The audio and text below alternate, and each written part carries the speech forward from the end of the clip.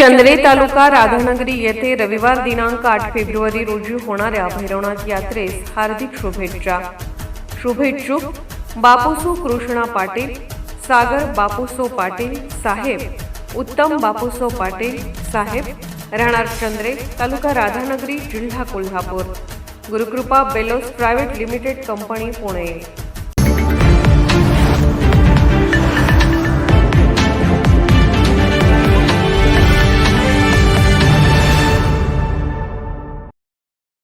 Corona महामारीच्या कठीण काळात केलेल्या कामाच्या जोरावर आणि स्वाभिमानी जनतेच्या पाठबळावर मी ही निवडणूक लढवत असून या जिल्हा परिषद निवडणुकीत आमचा गुलाल निश्चित आहे, असे प्रतिपादन कसबा वाळवे जिल्हा परिषद मतदारसंघाचे भाजपचे उमेदवार सचिनदादा पाटील यांनी केले. ते कसबा वाळवे येथील दत्त मंदिरामध्ये आयोजित केलेल्या कार्यकर्त्यांच्या बैठकीत बोलत होते. यावेळी त्यांनी सांगितले की कोरोना काळात जनतेच्या अडचणी सोडवण्यासाठी प्रामाणिक प्रयत्न केले.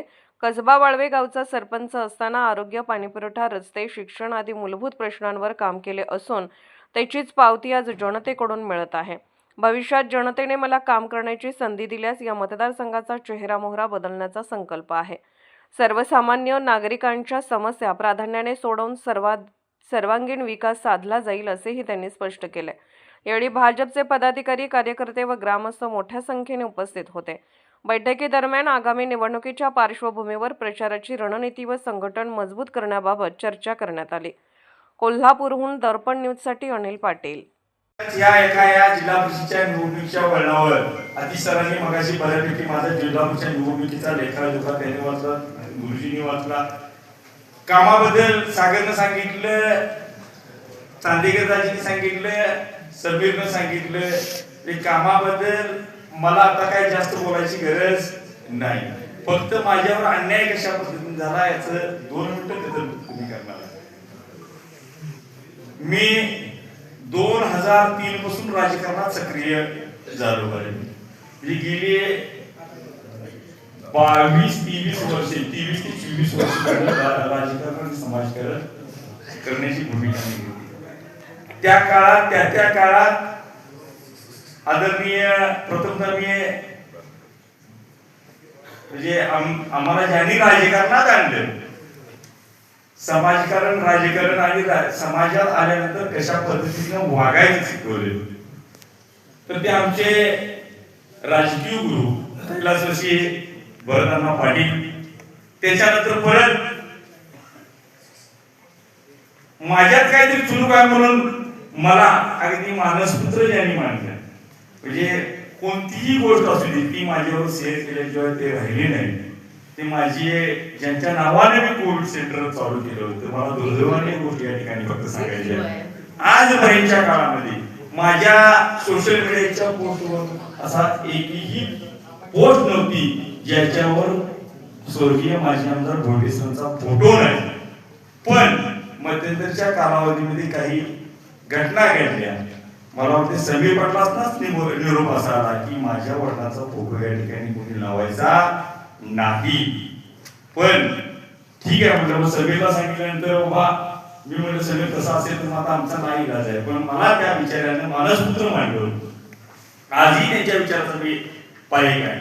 असे नाही की बाबा की त्यांनी जरी फोटो काढून ठेवायला सांगितला तरी त्यांचं स्थान माझ्या विद्यार्थी गेलेलं नाही. आजही त्यांचा मी मानसपुत्र माझ्या मारुत्यांना फ्राईट असतील. ज्यावेळी आपण भोटेसरांच्यावर काम करत होतो, त्यांच्या छत्रछायाखाली काम करत होतो, ज्यावेळी मारुत्यांनाही त्यांच्यावर होते, तर मारुत्यांच्या विचारातही परिणाम माझ्यावर त्या काळामध्ये नाही. कैलासवासी आजोबाची तात्या असतील, अगदी लहान असताना आम्ही त्यांच्या घरी खेळणं बागडणं असायचं. आम्हाला त्यांचं न्याय पंचायत माहीत असायची, कशा पद्धतीने ते न्याय पंचायत करतात ऐकून आम्ही सगळं माहित होतो. त्यांच्या समोर जायचं म्हणजे की आम्हाला भीती वाटत होती. अशा पद्धतीचा विचाराचा प्रकार सुद्धा आमच्यावर पडले. कैलासवासी गणपोमा फराटे असते, आमचे बापू मला ते सरपंच होते, तेही सरपंच होते त्या काळामध्ये. आम्ही त्यावेळी राजकारणात नुसती एंट्री केली होती. त्या काळात त्यांनी आम्हाला मार्गदर्शनाचे धडे दिले. अशा पद्धतीचं ही जी थोर मंडळी आहे. मग या ठिकाणी बाजीराव मांजरे गुरुजी असतील, कैलासवासी रामराव पवार असतील, आदरणीय कैलासोशी या कसबा जिल्हा परिषद मतदारसंघाचं ज्यांनी प्रतिनिधित्व केले ते बापूबाळा पाटील असतील, बचाराम नारायण पाटील तात्या असतील, ज्यांचं आता परवा दुःखद निधन झाले ते आमचे प्रल्हाद तात्या असतील, इंद्रमामा समकाळ असतील, पंडितांना कोरे असतील. पंडितांना कोऱ्यांच्या सारखा जर जीवाला चटका लावून जाणारा मृत्यू आम्हाला न बघणार होता, न पेलणार होता. त्यांच्या म्हणजे घरी आम्ही असं आता मांडीवर ठेवल्यासारखं आम्ही मुलाप्रमाणे त्यांच्यात होतो. त्याही मंडळी आम्हाला त्यावेळी सोडून गेले. त्यांच्याही विचाराचा परिणाम आमच्यावर होता. आनंदा कांतीकर बापू असतील, गज पताडे असतील, बळी ताते असतील आणि बाबूराव पाटील गुरुजी असतील, असे अनेक मंडळी ज्या मंडळींच्या माध्यमातून आपण त्यांचे विचार, आचार, त्यांची कामाची पद्धत घेऊन आज मी या ठिकाणी घडून तुमच्या समोर उभा राहिलेलो आहे. हे अगदी चुरून चुरून पाठ निघाले असं कुठलं राहिलं नाही दादा की माझ्या बाबतीत कुठली घटना घडली नाही असेल. तर मध्यंतरीच्या पिरियडमध्ये विधानसभेच्या निवडणुकीच्या आधी मी आदरणीय वाय पाटील साहेबांच्या नेतृत्वाखाली, मुश्रीफ साहेबांच्या नेतृत्वाखाली काम करत होतो. बिद्री कारखान्याची निवडणूक आली, त्याही निवडणुकीत मी आदरणीय वाय पाटील साहेबांच्यावर राहिलो. काही घटना घडल्या होत्या, पण त्या घटनेमुळे मला यावा साहेबांच्यावर राहणं गरजेचं होतं. पण मी असं कधी कुणाला सांगितलं नाही की तो माझा कोण शत्रू आहे समोर पडलेला, असं कधी कुणाला मी सांगितलं नाही. आम्ही आमच्या पॅनलला मत द्या, आमचं पॅनल कसं सक्षम आहे हे सांगण्याची भूमिका घेतली. त्या माणसावर आम्ही बेचराईज केलं आणि आज काहीतरी वेगळं सांगितलं जाते. मग त्यानंतर काही दिवस गेले, आमच्यामध्ये काय सगळ्या ह्या मतदारसंघातली प्रमुख मंडळी होती. या प्रमुख मंडळींनी काही एक वेगळ्या मार्गावर जाण्याचा निर्णय घेतला. विधानसभेला कीपी साहेबांच्याकडे जाण्याचा निर्णय घेतला. आदरणीय मुश्रीफ साहेबांच्या नेतृत्वाखाली आपण त्या ठिकाणी जायचं अशी भूमिका सर्व मंडळींनी घेतली. मग सर्वच मंडळी निघायचं म्हटल्यानंतर आम्ही त्यामध्ये सामील झालो आणि मुश्रीफ साहेबांनी त्यावेळी आम्हाला ताकद देण्याचा शब्द दिला. आदरणीय मुश्रीफ साहेब असतील, आदरणीय किपीवाळे साहेब असतील, या सर्व मंडळींनी त्यावेळी आमच्या बरोबर मी एकटा नव्हतो तर दुधगंगा काठातील लोक, भोगावती काठातील लोक अशी साधारणपणे 30-40 लोक गुरुजी होती. तुम्हाला बऱ्यापैकी ती सगळी मंडळी माहित आहे. त्या 30-40 लोकांच्या जिल्हा परिषदेची निवडणूक लढवण्याचा आणि ते तिकीट देण्याचा शब्द दिला गेला. तो शब्द देत असताना सर्व मंडळी होती आणि त्यावेळी सुद्धा असं सांगितलं गेलं की बाबा मी उमेदवारांच्या जवळून बाहेर पडलोय, परत आम्ही त्या गटात जाऊन काम करतो. तर त्यावेळी त्यांना आम्ही समजावून सांगून त्यांना कारखान्याची सत्ता आहे, सुतगिरी सुद्धा आहे आणि त्यातनं त्यांना आपण सांगू आणि तुमच्या दोघांचा समेट करून आपण काय करू, तुला उमेदवारी देऊ अशा पद्धतीचा शब्द आणि मला देण्यात आली. मी आपला गोळा बाबडा बिचारा ताकदीने काम केलं, विधानसभेच्या निवडणुकीत काम केलं, प्रामाणिकपणाने काम केलं. आता त्या निवडणुकीत मतं कमी पडली, काय झालं तो भाग दोष माझा नाही आहे, तो त्या वेळेच्या परिस्थितीचा आहे. आपण प्रामाणिकपणे काम केलंच. त्याच्यानंतरच्या काळात काही घटना घडत गेल्या. मी वारंवार त्यांच्याकडे जाणं, मला उमेदवारीबद्दल मागणी करणं, त्याच्यानंतर त्यांचं बोलणं, मला थोडस निग्लेक्ट करणं, त्यांना थोडस उजवी बाजू देणं, अशा पद्धतीचं काम या ठिकाणी चालू झालं. म्हणजे परत संघर्षाचा इथे उद्वेग चालू झाला. म्हणजे ज्या पद्धतीने संघर्ष करावा लागतो का काय असं वाटायला परत मी मुश्रीफ साहेबांच्याकडे गेलो. मुश्रीफ साहेबांनी मला सांगितलं सचिन जिल्हा परिषद आमचा उमेदवार राष्ट्रवादीचा तूच, दुसरं कोण नाही. त्याच्यानंतर परत आणि मी गेलो साहेबांच्याकडे. त्यांनी मला केपी साहेबांनी सांगितलं, मी काय कोणाला सांगितलेलं नाही. मी म्हटलं इथं माझा घात झालाच. आता परत मी साहेबांच्याकडे गेलो. साहेब सॉरी म्हणलं, माझं तुमच्यावर प्रेम आहे, तुम्ही मला शब्द दिला होता, तुम्ही मला ताकद दिलेली आहे, इथून पुढच्या काळात तुमचा आशीर्वाद फक्त माझ्या पाठीमागे राहू दे, मी तुम्हाला दोष देत नाही. नेते म्हणजे नाही म्हणजे राजनंतर आपण दुसरा काय बोलायचं म्हणून साहेबांच्या पायाकडून त्याचा आशीर्वाद घेऊन मी बाहेर पडलो. आणि त्यानंतरच्या काळानंतर मला पुढे सगळा अंदाज सगळा करायचं काय काही नाही. मध्यंतरच्या पिरियडमध्ये काँग्रेसचा पर्याय समोर आला. काँग्रेसच्या लोकांनी आमच्याबरोबर त्याही लोकांना काही पुढे भविष्यात त्यांना काही दोषच नाही. काँग्रेसच्या लोकांनी त्यांना काय अडचण आली, आपण 2-3 महिने त्यांच्याकडे गेलो होतो, त्यांना काही त्यांच्या नेतृत्वाला अडचण आली असतील. त्या संबंधित बाबा माणूस, त्यांचा एकनिष्ठ असणारा माणूस, पक्षावर काम करणारा माणूस, त्यामुळे बरेच वर्षाचं त्यांचं पक्षाचा संबंध, त्यामुळे त्यांना मला उमेदवारी देता आली नाही. मला त्यांना दोष द्यायचा.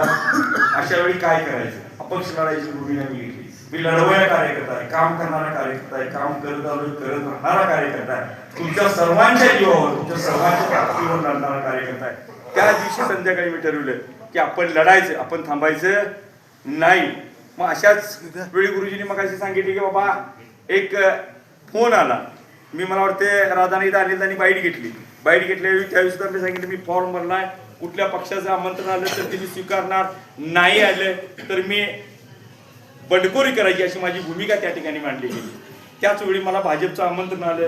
भाजपच्या इतिहास मगाशी ज्या ज्या नेत्यांची नावं घेतली त्या नेत्यांनी माझ्यासाठी तिथं वर मुन्ना साहेबांच्यावर सांगितलं बाबा काम करणारा कार्यकर्ता आहे, चांगला आहे, उद्या ह्या जिल्हा परिषद मतदारसंघात त्याचं संघटन चांगलं आहे आणि विजय होण्यासारखा कार्यकर्ता आहे आणि याला आपण संधी देऊया का म्हणून इथल्या सर्व लोकांनी सांगितलं. त्यावेळी मुन्ना साहेबांनी क्षणाचा बी विचार न करता मला फोन केला आणि सांगितलं सचिन तू काय लढायला तयार आहेस का. मी म्हटलं साहेब मला थोडा वेळ द्या, मी माझ्या सर्व लोकांच्यावर मला बोलू द्या, कारण कसं आहे एकदा सोडून 2 वेळा माझे निर्णय फसलेले होते, दोन्ही वेळा निर्णयात मी फसलो गेलो. मग आता मी कुठं फसलोच वेळा नको म्हणून मी ठराविक लोकांच्या कानावर घातले, युवकांच्या काढलं, तुमच्या घातले, ज्येष्ठ लोकांच्या कानावर घातले, चर्चा केली, कुणाला फोनवरून विचारलं काय करू काय नाही, तर सर्व लोकांनी मला सांगितलं मेजर अगदी 12 वाजेपर्यंत मला फोन करत होता, तू मागे शिल्लक देत नाही इकडे, तुझं मला काय करू वाटत नाही. अशापर्यंत मला ही लोक दमवा लागली. तर अजिंक्य पोर मला आम्ही आता कोल्हापूरला येत आहोत 12:30 वाजता. तुम्ही नका मी निर्णय घेतला, तुमच्या शब्दाचा मी मान टाकलाय, निश्चित उद्याची उमेदवारी आपली भाजपची असणार आहे, उद्या भाजपमध्ये फॉर्म भरूया आणि त्या पद्धतीने आपण तो फॉर्म म्हटला, त्या लोकांनी आपल्याला आमच्यावर विश्वास दाखवला, आपल्याला एबी फॉर्म दिला आणि आपली आज आपली उमेदवारी या ठिकाणी त्यांनी घोषित केलेली आहे. काल छाननी झाली आमच्या दोघांची फॉर्म आणि आमचा माझा फॉर्म दोघांची झाले, त्यामुळे उमेदवारी आमच्या फायनल आहे. पलीकडच्या मतदारसंघात 9 मतदारांची विशेष आहे, त्यामुळे तिथेही ती उमेदवारी ताकदीच्या उमेदवारी कुठल्या प्रकारची कसूर होणार नाही, आम्हाला कोणी कमी लोक नाही. काही लोक मला म्हणतात की बाबा हे मतं खायसाठी उभारला, मी मतं खायसाठी उभारलो नाही, मी जिंकायसाठी उभारलो वारसा नाही. माझे आई वडील माझी चुकता चुकते आणि हे तुम्ही असणार सर्व माझं हे कुटुंब हीच माझी ताकद आहे आणि हीच माझी ताकद आहे, शक्ती आहे, हाच माझा वारसा आहे. ह्या वारशाच्या जेव्हा मी उद्या जनतेच्या समोर जाणार आहे आणि उद्याची जिल्हा आणि ही जिल्हा परिषद निवडणूक जर यशस्वी करायची झाली तर जसं मगाशी सुनील सरांनी सांगितलं की सचिन पाटील हा उमेदवार नसून मी स्वतः उमेदवार आहे आणि त्या पद्धतीने आपण सर्वांनी जर काम केलं तर निश्चित यश आपल्याला वाळवा, चांदवड, पालघर, चंद्र या 4 गावात मतदारसंघाच्या 35% मतदार 4 उमेदवार आहेत. निवडून यायला काय फार मोठा विषय लागत नाही. तर या 11,000 मतात आपण कसं 50% राहील याची भूमिका आपण केली आहे आणि त्यामुळे जर ही 50% मत आपल्याला काढायची असतील तर चंद्रात कोणाचा मित्र आहे, चंद्रात कोणाचा पाहुणा आहे, वाळव्यात कोणाचा मित्र पाहुणा आहे, चांदवड कोणाचा आहे, पालघर कोणाचा आहे, टिपूर कोणाचा आहे, तुळजात कोणाचा आहे, कपिलेश्वर कोणाचा आहे, वरच्या वाड्यात कोणाचं मित्र मंडळी, बैल, पाहुणे असे जे काय म्हणून असतील त्या सर्वांच्या पर्यंत आपण भेटूया, त्या सर्वांना आपलं काम सोडूया. काम माहिती झाले लोकांना नवीन चेहरा पाहिजे, बदल पाहिजे. रोज 30 मंडळी 40 वर्ष झालं आपण 30 मंडळी बघतोय. मला ते दिग्विजय सरांचं आठवते, मी म्हणतोय जन्मल्यापासून टीपी साहेबांना मत टाकतोय, म्हणजे तो म्हणतो ह्यात काय बदल तुम्ही करणार आहे सगळ्यांना. अशा पद्धतीचं लोकांच्याच भावना झाल्या की बाबा ते चेहरे तीच गरज तीच नाव, तर जरासं बदलून एखादं नाव एखादा सामान्य कार्यकर्त्याला देण्याची भूमिका जर या मंडळींनी घेतली असती तर आजचा दिवस वेगळा झाला असता. मला पुन्हा टीका करायची नाही, टिप्पणी करायची नाही, ते त्यांच्या ठिकाणी योग्यच आहे, त्यांचं काम आहे ते त्यांना लढलं पाहिजे. माझं काही मत नाही त्याच्याबद्दल, पण मी तुमचाच कार्यकर्ता होतो, तुमच्याच तालमीत घडलेला कार्यकर्ता होतो, तुमच्याच तालमीचा कार्यकर्ता होतो, तुमचाच कार्यकर्ता, तुमचंच नाव मी सांगत होतो, मी जगाचं कुणाचं नाव घेत नव्हतो. या ठिकाणी मी कुणाचा कार्यकर्ता हे भागात ओळखलं जायचं. मी उदाहरण देतो तुम्हाला, माझं कोरोना सेंटरचं काम झाल्यानंतर अर्धी पुस्तिका वाटायसाठी कोरडवाडी, चक्रशवाडी पुस्तक वाटत होती पोरं, तर पोराने मला सांगितलं तिथे एक म्हातारा माणूस होता, त्या याच्यावर भोयटे सरांचा फोटो बघितला. भोयटे सरांचा फोटो बघितल्यानंतर त्या व्यक्तीने सांगितलं बाबा हा मुलगा कोण आणि भोयटे सरांचं ह्याच्याशी काय संबंध. तर तिथं असणाऱ्या मुलाने सांगितलं तो भोयटे सरांचा मानसपुत्र आहे, भोयटे सरांचा मानसपुत्र आहे आणि त्याने केलेलं काम आज हे तुमच्या समोर आलं. तर त्या माणसाने सांगितलं बरोबरच मुलगा मानसपुत्र त्याचा आहे, हे त्याचं जर काम कोरोना सेंटरचं जर बघितलं त्या काळातलं तर अतिशय उत्कृष्ट काम त्याने केलेलं आहे. अशा पद्धतीची पोहोच आपल्याला त्या माणसाने सुद्धा दिलेली आहे. असंच या मतदारसंघातल्या लोक आपल्या पाठीशी लागले. निश्चित लोकांच्या पुढे आपण जाऊया. काहीही कोणत्याही प्रकारची अडचण नाही. रात्री 11, 12, 1, 2 सदैव तुमच्यासाठी उपलब्ध असणारा हा कार्यकर्ता आहे. कुठल्याही वेळी बाबा आला म्हणून फोन बंद करणार आणि झोपणार असा कार्यकर्ता नाही. मला अक्षर जमली रात्रीच. त्यामुळे अशा पद्धतीचं सुद्धा हे सगळं स्वीकारायचं आपण आणि करतोय. मी कधी कंटाळा करत नाही. पण तुम्ही तुमच्या गावात सुद्धा सांगा, काम सांगा लोकांना माणूस कामाचा पाहिजे. सांगायची गरज नाही दादा, काय? सांगायची गरज नाही. वाडीवर नाही तुमचं नाव. आम्हाला इकडे वाढीत जरा काय करायचं ते नाव सांगायची गरज नाही, सगळ्या भागात माहित आहे. तर या ठिकाणी अशा पद्धतीने आपण ही लढाई करायची आहे. लढाई तुमच्या सर्वांच्या जीवावर मी करणार आहे. यात कोणत्याही प्रकारची किंतु परंतु राखता कामा नये. ज्या पद्धतीने तुम्ही आज या ठिकाणी अगदी छोट्याशा निरोप मंडळी जमला आणि मला आज बरोबर समाधान करावं लागलं. मी कुणाला फोन केलेला नाही. आज ही सगळी मंडळी ह्या सगळ्यांच्या निरोपावर आलेली आहे. त्यामुळे गुरुजी मला खरोखर समाधान वाटलं की पहिला दिवस माझ्या आयुष्यात असा आहे की बाबा मी